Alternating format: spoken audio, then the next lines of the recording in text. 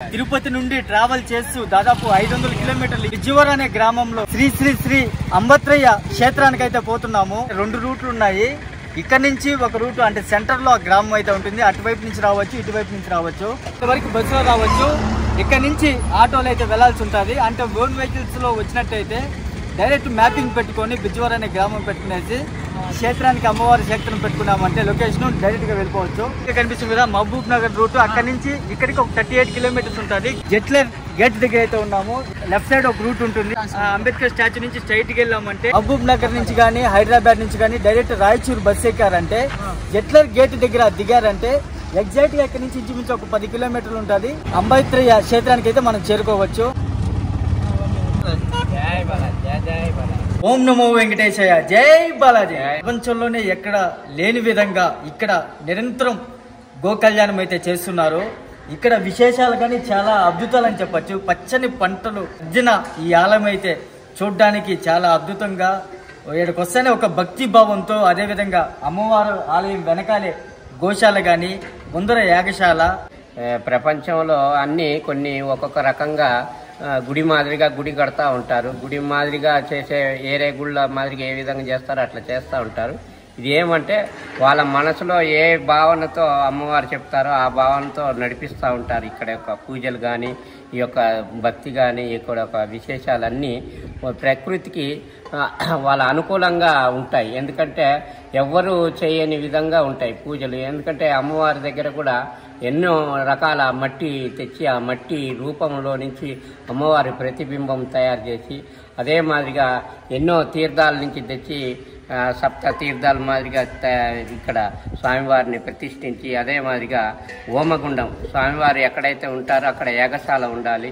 అదే మాదిరిగా వృక్షాలు కూడా ఉన్నాయి. ఎందుకంటే ఒక వృక్షం కాదు, ఆ వృక్షం లోపల ఎన్నో వృక్షాలు పెట్టి ప్రకృతికి ఎంతో శోభాదాయంగా అమ్మవారికి విశేషాలు. ఈ వృక్షాల వల్ల కూడా ఎన్నో దోషాలు, ఎన్నో వాళ్ళకు అష్టావిశేరాలు కల్పిస్తాయి వృక్షాలు. ఎందుకంటే వాళ్ళందరికీ వృక్షాలలో కల్పవృక్షము ఎలా వచ్చినాయో అదే మాదిరిగా గామధేనువు, కల్పవృక్షము ఇలాంటి అమ్మవార్లు ప్రతిబింబము చూడటం ఎన్నో జన్మల అదృష్టం ఉంటుంది. ఎందుకంటే ఇక్కడ వచ్చిన వాళ్ళందరికీ వాళ్ళ కోరికలు కూడా వాళ్ళ నమ్మకం పెట్టి భగవంతుని యొక్క ఇక్కడ ఉండే ప్రదక్షిణలు కానీ ఇక్కడ ఉండేవి నమస్కరించుకొని సేవ చేసుకున్నారంటే ఎన్నో విధాలుగా మీకు క్షేమం కలుగుతుంది, వాళ్ళకి అన్ని సుఖాలు కలుగుతాయి. కాబట్టి ఇలాంటి క్షేత్రంలో మీరు అంతో కొంత ఏ విధంగానైనా సేవ చేసేదానికి ఉపయోగపడతాయి. ఎందుకంటే మీరు జీవితంలో ఇలాంటి క్షేత్రాలు ఇంకా కొద్దిగా అభివృద్ధి పడాలి. ఎందుకంటే వచ్చే భక్తులందరికీ ఎంతో ఆప్యాయతగా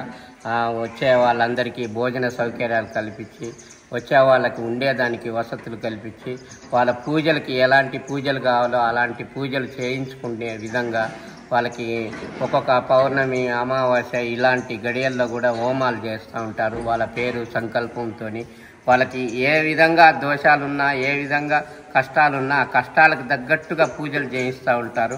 అలాంటి వాళ్ళందరికీ మనందరికీ వచ్చిన వాళ్ళందరికీ ఎన్నో విధాలుగా సేవ చేస్తూ ఉన్నారు. కాబట్టి మీరు ఈ వీడియోలు చూసే వాళ్ళందరికీ మీకు ఎంతో కొంత సేవ చేయాలని దృక్పథంతో వచ్చి ఇక్కడ సేవలు చేసి మీ యొక్క కోరికలు నెరవేర్చుకొని వాళ్ళ యొక్క ఆశీర్వాదం తీసుకొని మనందరం సుఖశాంతుల కోసమే ఇలాంటి క్షేత్రాలు వెలిచినాయి. మీరందరూ చూసి తరించి భక్తులకి ఏ విధంగా ఒక విధంగా మీ వంతు సేవ చేసి మీ జన్మ చరితార్థం చేసుకొని జన్మలో ఒక అనుగ్రహభూతిని పొంది మానవ జన్మకి సార్థకం చేసుకునే దానికి యొక్క అవకాశం కలిగించిన దానికి ఇక్కడ ఉండే సేవకులు కానీ ఇక్కడ ఉండే భక్తులకు కానీ ఎంతో ప్రేమ అనురాగంతో భక్తి శ్రద్ధలతో సేవిస్తూ ఉన్నారు. ప్రతి ఒక్కరికి భోజనాలు కానీ మంచి సౌకర్యాలు కల్పించినారు. వాళ్ళు ఉండే తగు విధానాల్లో ఎలాంటి లోటు చేయలేదు. ఇంకా మిగతా జనాలు కూడా భక్తులు ఎంతోమంది పెరుగుతూ ఉన్నారు. కాబట్టి వాళ్ళందరికీ అవకాశం కలగాలని, వాళ్ళందరికీ మీ వంతు సేవ చేయాలని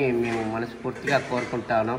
జై బాలా, జై అతిరామ్ బావాజీ గురుదేవులకు నమో నమః. నవరాత్రులు కానీ, బోనాలు పండుగలు కానీ మొత్తం ఇయర్ క్యాలెండర్ ఉంటుంది. ఇయర్ క్యాలెండర్లో మొత్తము ఇక్కడ పూజలు అమ్మవారి క్షేత్రానికి ముఖ్యంగా రావాలనుకుంటే ఆల్రెడీ యూట్యూబ్ ఛానల్స్లో, సోషల్ మీడియాలో ఇక్కడ పూజా కార్యక్రమాలు అందరూ భక్తులు చూస్తూ ఉంటారు.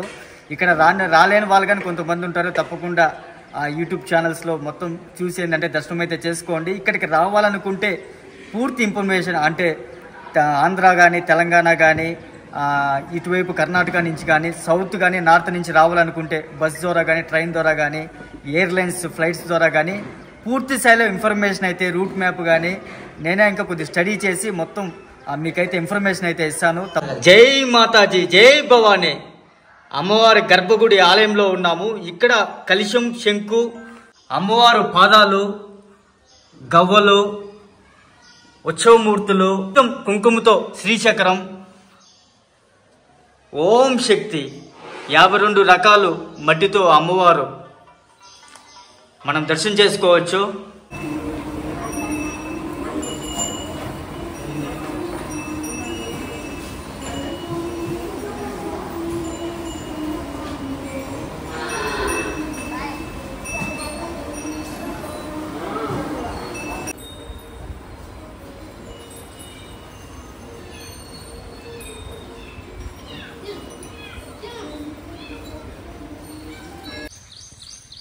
ఓం నమో వెంకటేశాయ. శ్రీ వెంకటేశ శరణం శరణం ప్రపద్యే. శ్రీమాత్రే నమః. ఈరోజు శ్రీపీఠానికి జై బాలాజీ స్వామీజీ వచ్చారు. నిన్నటి గోమాత కళ్యాణ మహోత్సవానికి వచ్చారు. వారు యూట్యూబ్లో చూసి మన పీఠానికి రావడం జరిగింది. చాలా సంతోషం స్వామి, మీరు మిమ్మల్ని వీడియోలు చూస్తుంటాము.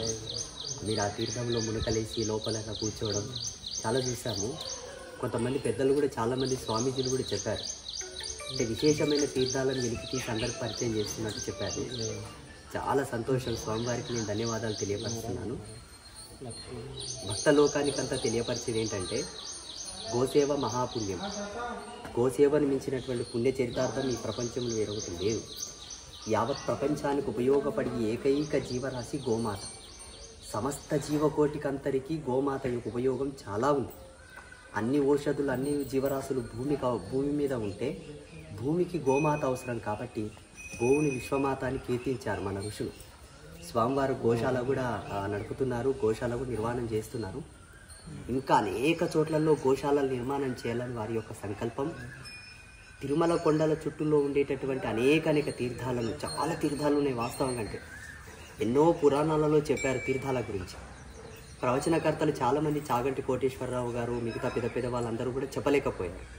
కానీ జై బాలాజీ స్వామి మాత్రం ప్రతి తీర్థం గురించి చెప్పగలరు. తిరుమల కొండలో దొరికే ప్రతి ఔషధాల గురించి చెప్పగలరు. ఈవెన్ ఇప్పుడు టీటీడీ యాజమాన్యం కూడా తెలియదు. అంత గొప్ప నాలెడ్జ్ కానీ అవగాహన కానీ స్వామివారు వారికి ప్రసాదించారు. వారు యూట్యూబ్లో నా వీడియోలు చూస్తూ ఉంటారంట. వారితో పోల్చుకుంటే మేమేం పెద్ద ఇది కాదు. మేమేంటంటే తపో మహిమతో ఇంతవరకు రాగలిగాం. వారు సహజ సిద్ధంగా, న్యాచురల్గా వారికున్న పరిజ్ఞానంతో ఇంత రీసెర్చ్ చేశారంటే చాలా గొప్ప విషయం అది. జై బాలాజీ స్వామివారిని మీరు అందరూ అనుసరించండి. ఆ స్వామివారి యొక్క నంబర్ కూడా వీడియోలు ఇస్తారు, వారిని సంప్రదించండి. వారు తిరుమల కొండల చుట్టూ గిరి ప్రదక్షిణ ఒకటి మొదలుపెట్టారు. సామాన్యంగా అరుణాచలేశ్వరుడి యొక్క గిరి ప్రదక్షిణ మనందరికీ తెలుసు, ఇప్పుడు ప్రపంచమంతా తెలుసు. అది ఎంతటి మహత్తరమో తిరుమలగిరిలో యొక్క ప్రదక్షిణ కూడా అంతకన్నా గొప్ప మహత్యాన్ని ప్రసాదిస్తుంది. ఎందుకంటే తిరుమల కొండల్లో అణువణు ఒక అద్భుతం, అణువణు ఒక అమోఘం. అక్కడ స్వామివారు కలియుగ ప్రత్యక్ష దైవం, ఈ కలియుగానికి ఒక అధిపతి. ఈ కలియుగంలో ఉండేటటువంటి అన్ని ఈతి బాధలు మనకు తొలగాలన్నా ఆ స్వామివారే శరణ్యం. ఇది శాసనం, వేదాంత శాసనం. ఇది ఆ కొండల చుట్టూ ప్రదక్షిణ చేయడము చాలా పుణ్యము, సుకృతం. స్వామివారు సంకల్పం చేసినటువంటి గిరి ప్రదక్షిణను, స్వామివారు సంకల్పం చేసినటువంటి గోశాలను, గోవులను, అలాగే స్వామివారు చేసేటటువంటి తీర్థముల యొక్క స్నానం మీరందరూ చేయండి. మీకు చాలా పుణ్యం వస్తుంది. ఆ పుణ్యాన్ని దీంతో దాంతో కొలవడం కుదరదు, కానీ ఆచరించండి. మీకు ఉండేటటువంటి అనేక సమస్యలకు పరిష్కార మార్గం ఏర్పడుతుంది. స్వామివారికి ప్రత్యేక ధన్యవాదాలు. మీరు ఇటువంటి కార్యక్రమాలు చేస్తున్నందుకు. ఈ పూటలో పీఠాధిపతులు ఇవి చేయట్లా, ఏదో వాళ్ళ పరంపరానుగతంగా పూజలు చేసుకుంటూ పోతూ ఉన్నారు. ఆ శ్రీమన్నారాయణుడే మీ అంతటి వాళ్ళ హృదయంలో ప్రవేశించి ఇటువంటి కార్యక్రమాలు లోకాలకు పరిచయం చేస్తూ ఉన్నారు.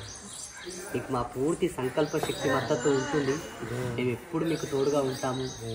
మా వలన మీకు ఏ సహాయం కావాలన్నా మేము ప్రసాదిస్తాం. ఇప్పటి నుంచి మేము కలిసి అనుబంధంగా ఉంటాము. లక్ష్మీ చాలా సంతోషం. ఈ పరమ పవిత్రమైన ఈ శుభదినములో స్వామివారి చెంతన ఉండి ఒక మాట చెప్పాలనేదంటే ఎన్నో సుకృత సౌకర్యాలు ఉంటే, పూర్వజన్మ సుకృతం ఉంటే ఈ స్థానానికి రావటం కానీ, ఆ స్వామివారితో మాట్లాడటం కానీ అది సాధ్యపడదు. వాళ్ళ పుణ్యఫలంగా మనం ఈ తిరుమలలో దేవాతి దేవుడైన పాదపద్మాలకు నమస్కరించి చెప్పేది ఏమంటే, స్వామి సేవలు లోక కళ్యాణం కోసం ఉపయోగపడేవి. ప్రతి మాట కూడా లోకానికి, సమాజానికి అంత వినయంగా, అంత అత్తుకపోయేటట్టు చెప్పబడే మాట వాళ్ళది కాదు, వాళ్ళ వెనకాలండే అమ్మవారి యొక్క దివ్య అనుగ్రహం చేత చెప్పబడుతుంది. నిజానికి చెప్పలేడు ఎవరు, కానీ ఆ సంకల్పం చేత చెప్పగలుగుతూ ఉన్నారు. అలాంటి విషయాలు మనం తెలుసుకున్నామంటే సాక్షాత్తు ఆయన చెప్పేవి అనుకోకూడదు. వాళ్ళలో ఉండే ఏ దేవత అయితే ఉన్నదో ఆ దేవుడి యొక్క అనుగ్రహం చేత, పరిపూర్ణం చేత వాళ్ళు పరిపూర్ణం చెంది ఈ యొక్క ప్రకృతి ప్రతి మాట ఉపయోగపడాలి. సమాజంలో ఇక్కడ చుట్టుపక్కల వాళ్ళందరికీ కాకుండా లోక ధర్మం కోసం ఆ దేవత వీళ్ళని ప్రతివర్తలుగా నిలబెట్టేసి ఆ కార్యక్రమం వీళ్ళ చేత చేయించుకుంటూ ఉంటారు. మీ వాళ్ళందరూ కూడా ఇప్పుడు ఎవరైనా సరే ఆ సంస్కారంతో నిలబడి సేవ చేసిన వాళ్ళందరూ ఎంతో పుణ్యతులయ్యేది కాకుండా సుఖ సంపదలతో పాటు వర్ధిల్లి దైవతాంతరము వాళ్ళ జన్మజన్మలకు స్వామి సాన్నిధ్యం పొందగలుగుతారు. అందరూ ఊరికే ఎవరు పొందలేరు. ఎందుకంటే అనేక జన్మలు, మానవ జన్మలు ఎత్తి పోతూ ఉంటాయి. కాబట్టి ఇదే జన్మ కాదు, మనకి ఒక జన్మ అంటూ ఒకటి ఉందని తెలుసుకుంటే ఎవరి ద్వారానో ఒకరి ద్వారా పట్టుకొని స్వామివారికి ఇప్పుడు మీకు దొరికిన అవకాశం చాలా విలువైంది. ఎందుకంటే మీకు ఇలాంటి వ్యక్తి గురువు రూపంగా దొరకటము అమ్మవారి యొక్క మూలవరులనే మీకు దర్శింపజేస్తుంది. ఎందుకంటే ఇచ్చింది ఒకటే, కానీ మీరు చేసుకోవాలి. మిగతా విషయాలు చేసుకున్నారంటే స్వామి అంత వాళ్ళని అవుతారు. ఎందుకంటే కొద్దిగా మనం శ్రమ పడాలి. ఒక మంత్రం స్వామివారి దగ్గర తీసుకున్నారంటే ఆయన ఊరికి ఆ మంత్రం ఆయన జీవితంలో ఒక భాగం ఇచ్చినట్టు. మీరు పరిపూర్ణం చేసుకున్నారంటే అమ్మవారి ఆశీర్వాదం కలిగి వాళ్ళ జన్మలో అనేక జన్మలు ఎత్తినా కూడా ఈ యొక్క సంపూర్ణం వాళ్ళకి కలిగేసి వాళ్ళ పిల్లలు లోక కళ్యాణం కోసం ఉద్ధరించుతారు. ప్రతి మాట, ప్రతి అడుగు సమాజం పట్ల గుర్తించబడి స్వామి సేవకు ఉపయోగపడతారు. ఎందుకంటే ఇప్పుడు అడుగడుగు అనేక వ్యాధులు, అనేక రోగాల పాలవుతూ ఉన్నారు, అనేక ఇబ్బందులు అవుతూ ఉన్నారు. అలాంటి దగ్గర మనం ఇలాంటి సేవలు చేసుకున్నామంటే మనం రోగంలో నుంచి కొద్దిగా దూరం అవుతాం. ఎందుకంటే రోగాలు అందరికీ వస్తాయి, కానీ స్వామివారి చెంతలో ఉంటే అవి కొండంతలో గోరంతలో పోతాయి. కాబట్టి మనకి రోగం వచ్చినా నొప్పి ఏమి ఉండదు. కాబట్టి స్వామి తీసుకుంటాడు ఆ నొప్పి. ఆ నొప్పి ఉన్నా కూడా మనకేమి అది అంటదు, అనుభవించాలి కాబట్టి అది ఉంటుంది. ఆ మాదిరిగా కష్టం ఉంటుంది, కానీ స్వామివారి చెంతలో ఉంటే ఆ కష్టాలు పోతాయి. కాబట్టి అలాంటి వాళ్ళందరూ మీరంతా స్వామివారి దగ్గర ఒక దీక్ష, లేకపోతే ఒక సంస్కారము, ఒక మాటను నమ్ముకొని వైకుంఠానికి పోవచ్చు, ఆ పాదాలను నమ్ముకోవచ్చు. స్వామివారి ఎందుకంటే అలాంటి ఉద్దేశంలో వచ్చినారు, అది మన కోసం వచ్చినారు అనుకోవాలి. ఎందుకంటే ఎవరు అట్లా చెప్పేవాళ్ళు లేరు, అంతా శాస్త్రాలు చదివి చెప్పాల్సిందే తప్ప మూలవాళ్ళని చూసి చెప్పేవాళ్ళు ఎవరు లేదు. అలాంటి మూలవాళ్ళు చెప్పే విషయాలే వీళ్ళు. ఎందుకంటే ఏ ఆధారాలు లేవు. ఒక మాట రావాలంటే ఊరికే రాదు. సంకల్పము మహాశక్తివంతమైతేనే ఆ మాట పుడుతుంది. ఎందుకంటే ప్రతి వాళ్ళు ఎందరో పేరు పొందిన వాళ్ళందరూ ఉన్నారు. పీఠాధిపతులు కూడా వాళ్ళ ముందు వాళ్ళది చెప్పుకుంటూ రావాల్సిందే. కాబట్టి సొంతంగా చెప్పే విషయాలు ఏమీ లేవు. ఎందుకంటే వీళ్ళే సృష్టించినారు. వీళ్ళు సృష్టించింది లోక కళ్యాణం కోసం ఉపయోగపడుతుంది. వీళ్ళు మాట్లాడిన ప్రతి మాట కూడా లోకానికి ఉపయోగపడుతుంది. వీళ్ళ ఒక ఆచరణ చూడండి ఎంత సంస్కారంతో. ఎందుకంటే కామధేను ఎలా వచ్చిందంటే ఈ భూమిపైన పుట్టిన ఆవు కాదు ఇది. ఎందుకంటే క్షీరసాగరంలో వెలికినప్పుడు దాంట్లో నుంచి వచ్చినది ఇది. ఎందుకంటే మనతో పుట్టింది కాదు. కాబట్టి ఇది మనందరినీ కాపాడేదానికి సకల దేవతలు గోవుని పెట్టుకునే బతుకుతూ ఉన్నారు. గోవు లేని దేవత ఏ దేవత లేదు. అందుకోసమే సృష్టిలో అమ్మ లాంటిది అనమాట. అమ్మ తల్లిదండ్రులు ఎందరో ఉండొచ్చు, కానీ అమ్మలు ఇద్దరు ఉంటారు లోకానికి. తల్లి పోయినా కూడా గోవు మా పాలు దాగి బతకొచ్చు. ఎందుకంటే లోకాన్ని శరీరం అంతా దారబోసింది ఇది ఒకటే. ప్రతి ఒక్కటి ఏదేదో కొన్నిటికి పనికొస్తాయి, కానీ ఇది చివరికి దాంట్లో ఒక వస్తువు కూడా తీసి పారేయలేము. ఎందుకంటే అలాంటి సంపదతో అలాంటి కల్పవృక్షం భూలోకంలో కల్పవృక్షం కామధేను ఇలాంటి స్వభావంలో ఉన్న దేవత. కాబట్టి ఒక దేవతలు కాదు, సమస్త పుణ్యతీర్థాలు స్వామి గోవులో ఉండే. మీరు మనం ప్రాణంతో పూజించే మొక్కలు కానీ, మనం ప్రాణంతో సేవించే గోవులు కానీ ఇలాంటి సేవించినామంటే మనం సాక్షాత్తు ఆ దేవుణ్ణి పూజించే అనుగ్రహం పొందగలుగుతాం. దేవుడికి 3 వేళల నైవేద్యము, ధూప దీప నైవేద్యాలు, అర్చనలు ఇవన్నీ చేయాలి. దానికి అక్కర్లేదు. ఎందుకంటే స్వయంగా మనం పెట్టే ప్రేమతో మనల్ని దలుచుకుంటుంది. శ్రీకృష్ణ పరమాత్ముడు కూడా గోవులకి పూజ చేసినారు. అదే మాదిరిగా మనకి కాలజ్ఞానంలో బ్రహ్మంగారు కూడా గోవులు కాసినారు. అదే మాదిరిగా కృష్ణుడు గోవుల్ని కాసే గోవర్ధన పర్వతం 7 రోజులు ఎత్తి గోవింద నామం సార్థకం చేసుకున్నారు. అంతటి మహానుభావులు. అందుకోసం మనం కూడా అంతటి వాళ్ళం కావాలంటే మనం పూర్తి త్యాగం చేయాలి గోవులకి. అప్పుడు మనకి ఆ ఆశీర్వాదం కలిగి లోకంలో గొప్ప వాళ్ళు అవుతారు. 7 రోజులు వర్షము, కుంభవృష్టి, ఉరుములు, ఎన్నో గాలివానలతో నుంచి ఒక పర్వతాన్ని ఒక చిటికనీళ్ళతో ఎత్తి మన అందరినీ, గోవుల్ని, గోరక్షకుల్ని, గోపాలుల్ని తన అందరినీ కాపాడుకున్నాడు. అందరూ సాములు పుట్టుకొస్తారు. మనకి ఏ దేవుణ్ణి మొక్కాలో అర్థం కాదు. ఇప్పుడు ప్రకృతిలో ఉండే దేవుళ్ళు పూర్తిగా మర్చిపోయినారు. కొత్తగా పుట్టుకొచ్చిన ప్లాట్ఫారం దేవుళ్ళని ఎందరో పెట్టి పూజలు చేస్తూ ఉన్నారు. ఎందుకంటే బెస్ట్ పట్టిపోతారు. ఎందుకంటే ఒకరిని చూసి ఒకరు డెవలప్మెంట్ అవుతున్నారు, కానీ ఇది మూలం ఎవరిది అనేది తెలియదు ఎవరికి. అనాది నుంచి ఆది పరాశక్తి కాపాడుతూ ఉంది, కానీ అతను మర్చిపోతా ఉన్నాం.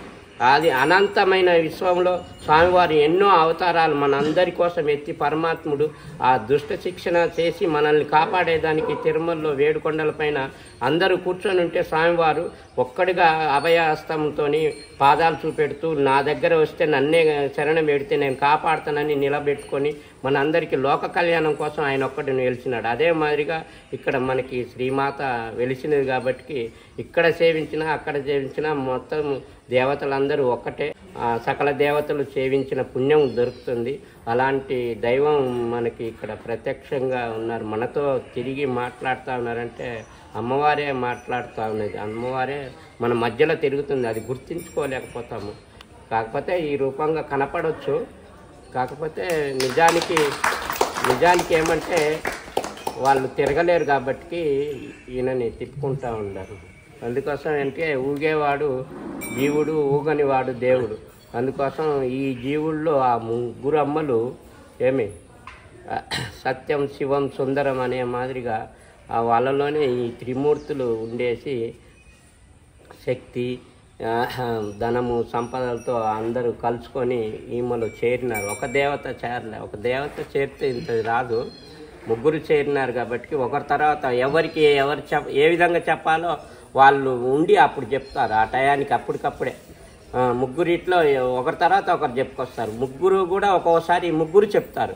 ఎందుకంటే వాళ్ళు చెప్పబట్టికే మన అందరినీ లాగుతూ ఉన్నారు. లేకపోతే మీరు చెప్పలేదంటే మామూలుగా పిలిస్తే మీరు రారు. ఎందుకంటే ఎన్నో పనులలో ఉండి ఉంటారు.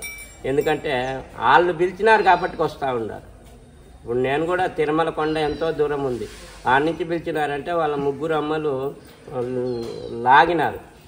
లాగినా మనకి ఎన్నో ఈ పవిత్రోత్సవాలు జరుగుతూ ఉన్నాయి.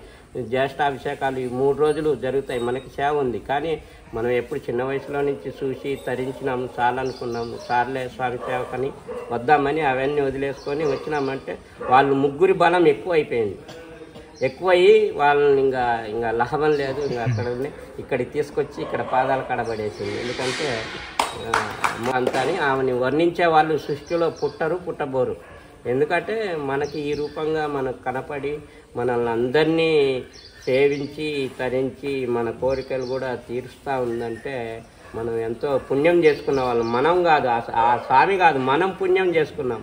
మన అందరి కోసం ఉద్ధరించినారు కాబట్టి అలాంటి దివ్య త్రిమూర్తుల్లో స్వామివారి రూపంగా ఉన్నారు కాబట్టి ప్రత్యక్షంగా మనం సాధ్యమైనంత వరకు మనలో కలిగిన కొద్దో గొప్ప రూపాయలో 10 పైసలు దాన ధర్మం చేయండి. ఇట్లాంటి ఎన్నో కార్యక్రమాలు చేయాలి ఆ స్వామి.